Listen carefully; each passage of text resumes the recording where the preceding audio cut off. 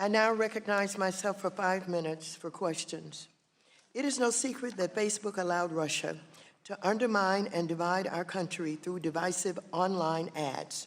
The Senate's investigation discovered that African Americans were targeted the most by Russia, specifically in places where Black Lives Matter groups were the most active.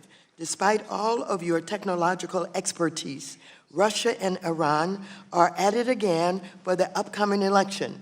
Then last week, you announced a new ad policy that gives politicians a license to lie so you can earn more money off this division, I suppose. Facebook changes the rules when it can benefit itself. Last year, Facebook banned all cryptocurrency ads on its platform because, and I quote, "They are frequently associated with misleading or deceptive promotional practices," quote unquote. Seems fair.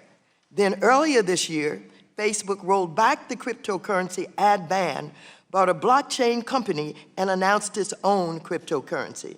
So tell us what changed. How did cryptocurrency go from being misleading and deceptive last year and then becomes a means for financial inclusion this year? It seems to me that you shifted your stance because you realized that you can use your size and your users' data to dominate the cryptocurrency market.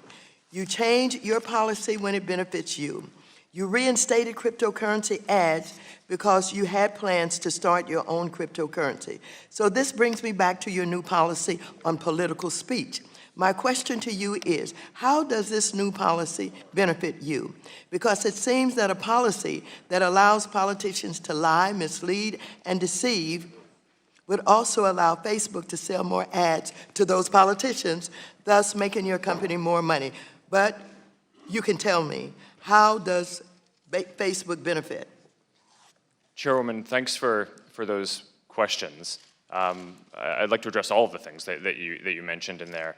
On elections, you're right that in 2016 we were on our back foot in terms of preventing Russia from attempting to interfere in our elections.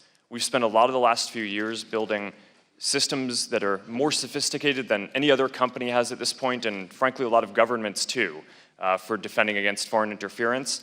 This Monday we announced that we had proactively identified a network of fake Russian accounts and a few networks of Iranian fake accounts that we proactively took down, which certainly, as you say, signals that these nation states are still attempting to interfere, but I hope will also give us some confidence that our systems are now more sophisticated to proactively identify and address these things. On your question about political ads, look, from a business perspective, the very small percent of our business that is made up of political ads does not come anywhere close to justifying the controversy that this incurs for our company. So this really is not about money. This is, on principle, I believe in giving people a voice.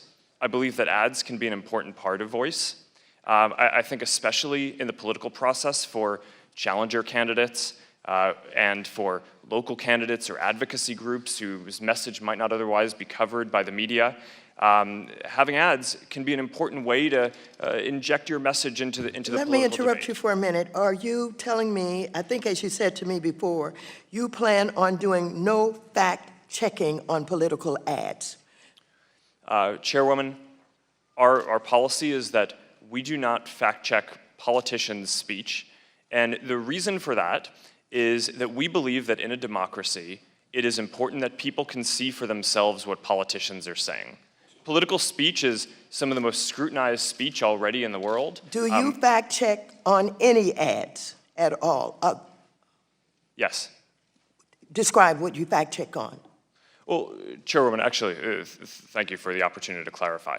Facebook itself actually does not fact check. What we do is, we have feedback that people in our community don't want to see viral hoaxes or kind of widespread. So let me be clear, you do no fact checking on any ads, is that correct? Chairwoman, what we do is we work with a set of independent fact checkers who... Somebody fact checks on ads. You contract with someone to do that, is that right?